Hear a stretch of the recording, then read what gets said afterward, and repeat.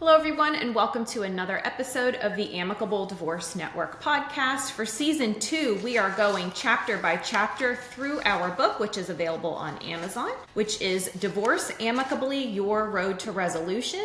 The book has over 40 different contributors from 3 different countries, giving you all sorts of divorce insight on how to get your case resolved outside of the court system. And I am joined today by Jeanette Soltys, one of our Georgia attorneys who's a member of Amicable Divorce Network and has contributed to the book. She is with Atlanta Holistic Family Law, and you can find her at that website as well as that name on all social media platforms. And thank you so much for joining me today, Jeanette. Thank you for having me. So we are going to discuss today the cost of divorce, and we are not talking about the dollar cost and how much, which people are always very interested in, but can vary. We are talking about the non-financial costs of divorce. Yes, absolutely. It's something that people don't really consider, I believe, when they're getting into a divorce. And, the first is the mental health aspect of it. Mm-hmm. I'll tell you that one of the big reasons why I pivoted from a litigation practice where I was pretty much 100% the high conflict custody and divorce cases to the amicable practice was my husband went through a custody modification. Oh, wow. And, I'd always practiced believing like it's best to try to settle, mm-hmm. etc. But I had never... even though I'm divorced, mm-hmm. I had never lived through litigation because my divorce was easy, right? And so when my husband and I got engaged, he was hit with a custody modification that was high conflict. Mm-hmm. It was a traditional high conflict approach. And so for the first time, I was observing this from the person who's paying the lawyer, right? For sure. It's very different. But also just seeing what it's like going through this from the shoes of the person whose life is impacted. Mm-hmm. And I will say it was the most stressful thing I've ever been through. And these weren't even my kids, right? They were my stepdaughters. Mm-hmm. So seeing how it's like, it's something that like hangs over you every single day. Mm-hmm. And you know that like everything you do or say is going to be interpreted by, all the other people involved. Mm-hmm. And it is highly, highly stressful. And so that really is what made me pivot to the more amicable divorce, is people don't realize the cost to their mental health of having, and litigation lasts a long time. Yeah.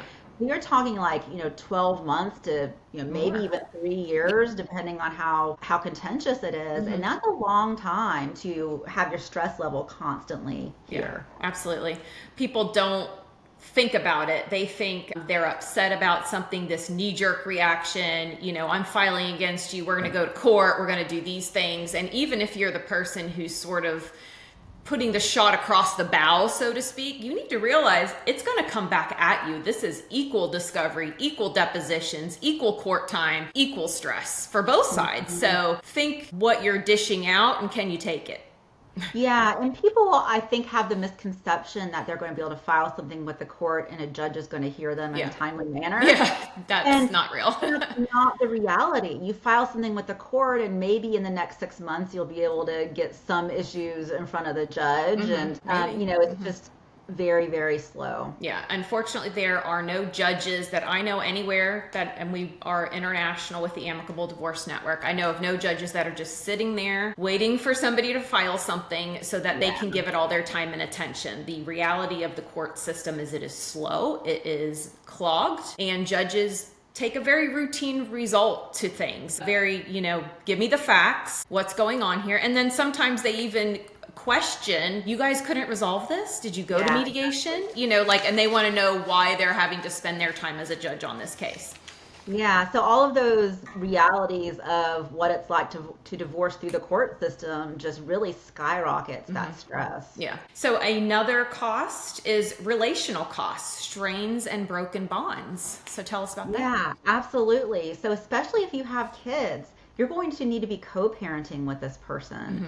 And, when you're pointing fingers and mudslinging and just being really nasty, using everything you possibly can against this person to try to gain an advantage in litigation, it really does cause a long-term damage to your co-parenting relationship. And I saw that with my husband's co-parenting relationship. They actually, it's been I think like 5 years now, and they're just now to the point where like they're working well together, which we're all so thrilled about. But yeah, having that litigation just sets you back so far. And ultimately divorce needs to be about what is best for the kids, what's healthiest for the kids. And the healthiest thing for the kids is for the parents to at least be able to have tolerate each other enough to have conversations in that co-parenting relationship. So if you're adding in even more anger and resentment through the nasty litigation, that just ends up causing you problems in the long run. Yeah, I think something that people fundamentally don't understand is that our legal system is an adversarial legal system. And that means that you have to sling mud at the other person to win your position. It is the judge hearing facts and picking a winner. Other systems across the world have what's called an inquisitorial system, which is where they're trying to find the truth. And so the judge might ask some questions. There might be court personnel who go out and get information because the purpose is to find the truth. In the United States, the purpose is to pick a winner. And there is no situation where two parents go into court and say, you know what, I think we're both pretty decent parents, but we have different ideas. Can you tell us who has the best idea? That isn't what happens. And the same tools that we use in a murder case to convict someone are the exact same tools and system that you use to determine a parenting plan for a special needs child. And it really is not healthy for the parties or extended family. When you're talking about these bonds, do you want everybody to be able to have grandma at the birthday party and, things like that? That's what's best for kids. And it really strains the parties and ancillary parties, stepkids, everything. Yeah. Another cost, loss of privacy. Yeah, so this is a big one that people really don't consider. And a lot of people don't realize that in litigation, all of those documents are part of the public record. And, what does that mean? It means that your kids can go, and, when they're adults, wonder what happened with mom and dad. They can look it up. Your future or current employers. I know most of my girlfriends who are single and dating, like they go and they look up divorces of the people they're dating to see, hey, does their story line up with what's actually the public record? But, a big part of this too is the allegations become part of public record, even if they're not true. Right. And this, especially with the like overly aggressive bulldog lawyers, they'll take like a grain of truth and just embellish it to where it sounds so bad on paper. And this is what ends up becoming part of public record. And people get really nasty. One of the ones that I cringe at the most, but is fairly common, is using a past traumatic experience of the other side. To basically say that now they're unable to parent because of it. Maybe something horrible happened to them. They some kind of victimhood when they disclosed this when you were a trusted spouse, right? And then later that person turns around and uses that against you, and it ends up in public records, like because this horrible thing happened and there's details and it's nasty. We think that their parenting time should be restricted. Also, mental health issues. I see a lot of false allegations when it comes to mental health. And I don't know why this is so common, but it is pretty common for in the documents that are filed for it to say, oh, they've been diagnosed as bipolar and they are not treating it. And then when I talk to my client about it, they're like, I've never been diagnosed as bipolar. Like, my primary care physician gave me some Zoloft to deal with this person normally. Like, I'm depressed because I'm married to this person. And I'm taking it, but, things are blown out of proportion. But those go into public record. And, a lot of personal things that you're not going to want other people to see. And we can avoid that by taking an out-of-court approach. Yeah, so when we handle things out of court, really the only thing that gets filed are the documents that have to be filed, which, are very routine, they're very vanilla, there's nothing exciting in there. But when you go through a litigated case, you're right, the allegations, the responses, potentially full depositions, documents, anybody can go read them. And we saw during COVID, because people were so bored, that they were. Yeah. You know, I had people reach out to me because the county I'm in, you can sort by attorney, and they would be like, I read all your cases, and ask me about some of the ones I had that went on for years when I litigated. And I was just like, what are you doing? But in addition to these nasty allegations, finances. Yeah. How much is in your 401k? What you think your house is worth? What money you have? I mean, people can look this up. You're talking about your girlfriend's going on a date. They're probably looking at what is this person's income? What's their child support obligation? Exactly. And that can be especially concerning for someone who's like a financial advisor or, you know, an attorney or, you know, a number of professions where it's like, you don't want people being able to poke into all of the nitty-gritty details of your finances. Yeah, there's a lot of nosy neighbors out there is what I found, and they will go online and look, so try to keep it as private as possible, and then they don't have that. And so another cost, time. Yeah, and people don't realize just how much of a time commitment a litigated divorce is. And we got into like how long it takes to get in front of a judge. One big one is people don't realize how much time discovery takes. Yes. It is like having a second job. So let's talk about what discovery is for people listening, because it's called different things in different places, but explain, take a little sidebar, tell us what discovery is. Yeah, so discovery is in litigation. So if you file your divorce, each side has the ability to information gather from the other side. And the typical way we do this is, in Georgia, typically there's two different documents. One is questions that you have to provide written answers to, and then the other one you have to provide a lot of documents. And these tend to be very extensive. One reason being, in litigation there's a 6-month period to do this and then it closes. So even if we hope to settle, if you're going through the litigation process, in that 6 months, you have to ask for everything you possibly could need, even if you don't settle. As opposed to with amicable divorce, it's like, hey, what do we need to talk settlement? And you're able to really narrow it down. So answering those discovery responses, people get so surprised at how much time it takes.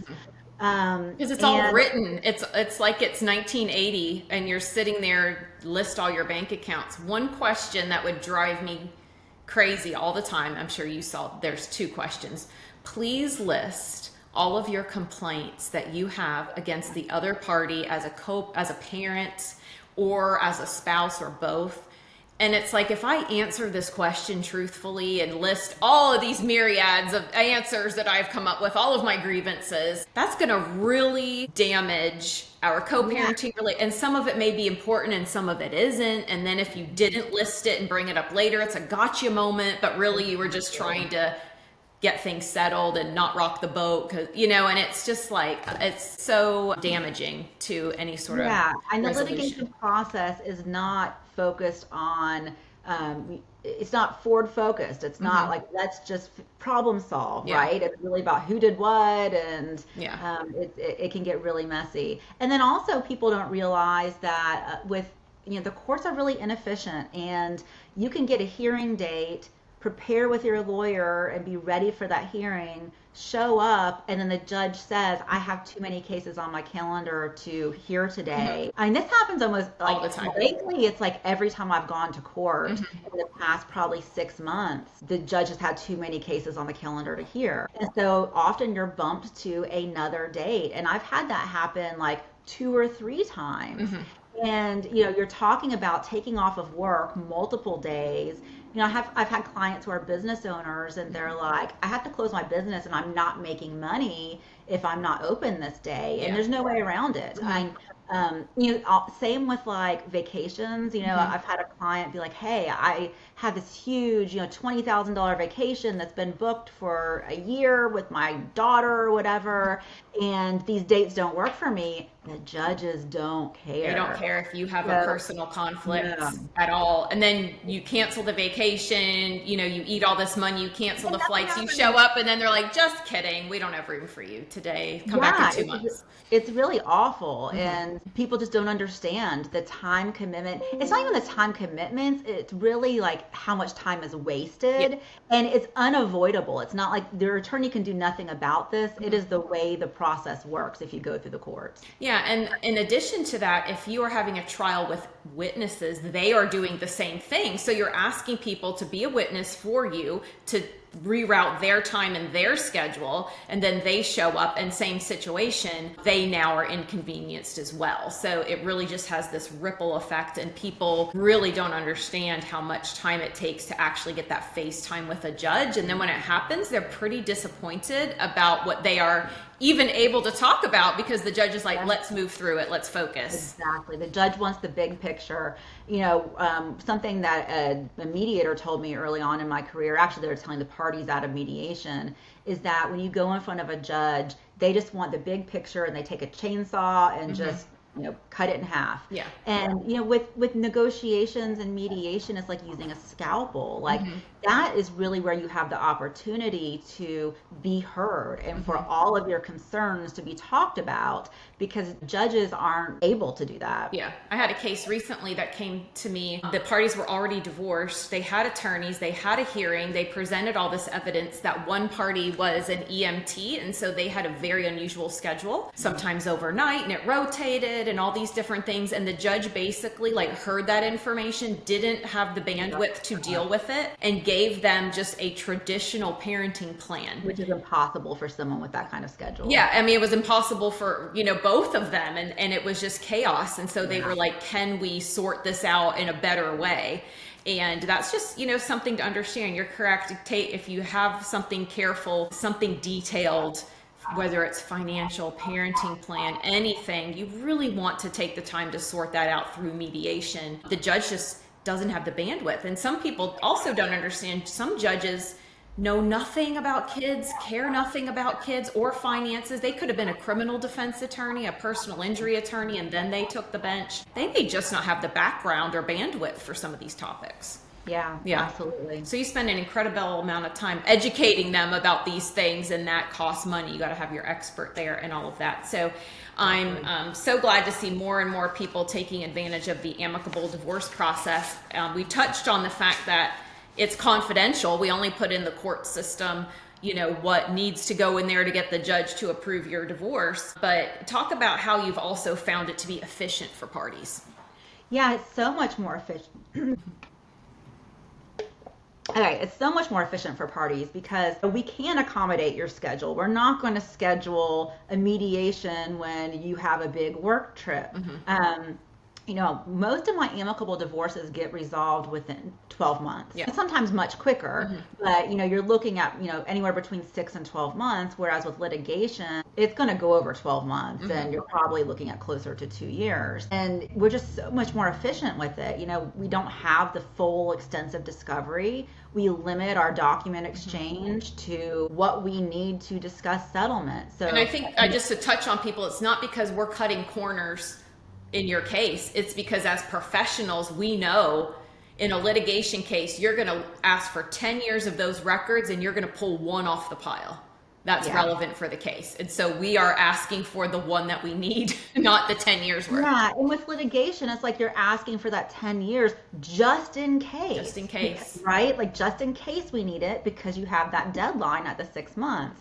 With amicable divorce, we can say, let's start with 1 year or let's start with 3 years, and we can always ask for more. We don't have any, the pressure of a deadline where if we need something else, we can't get it. So that saves a lot of time because the client's not having to dig through as much. We're just exchanging what is needed.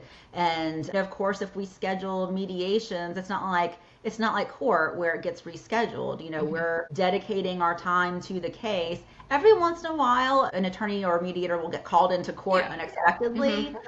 But most of the time, we're able to dedicate our time to a specific case, and that your case is going to be addressed. And I think it's important to say, we're being respectful of everybody's time. So, if Jeanette and I have a case together and her client is having a surgery or a work trip, I'm not trying to stick it to her client and make it inconvenient for them to mediate during their recovery period. We want everybody to be set up for success, to be at their best for that mediation, informed, ready to settle and get the case over with. We're not posturing and playing games like they do in litigation, because we know that doesn't get you anything. It just wastes your money.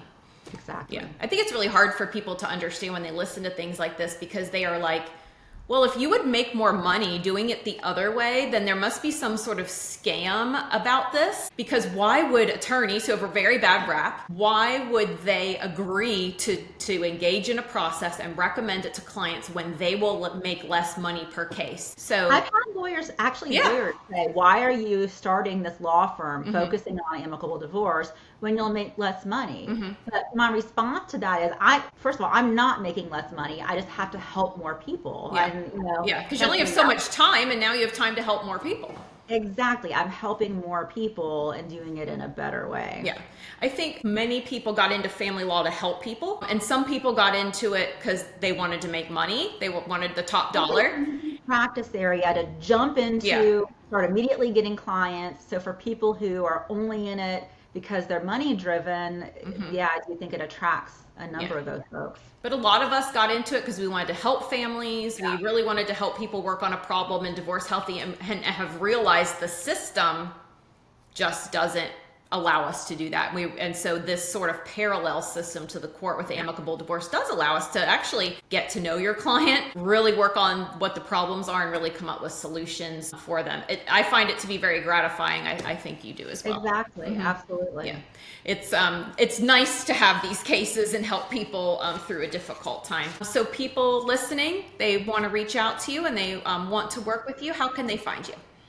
Our website is atlholisticfamilylaw.com, and we are also on all the major social media platforms: Instagram, TikTok, YouTube, Substack. So anywhere you are, I'm not on Blue Sky yet, I don't think. So if you are listening and you're driving, you can always look at the show notes for Jeanette's information. You can also always go to amicableddivorcenetwork.com or divorceamicably.com and look for her under Georgia in our membership directory. Jeanette, thank you so much for joining me today and for all that you do to help your clients. Thanks, Tracy.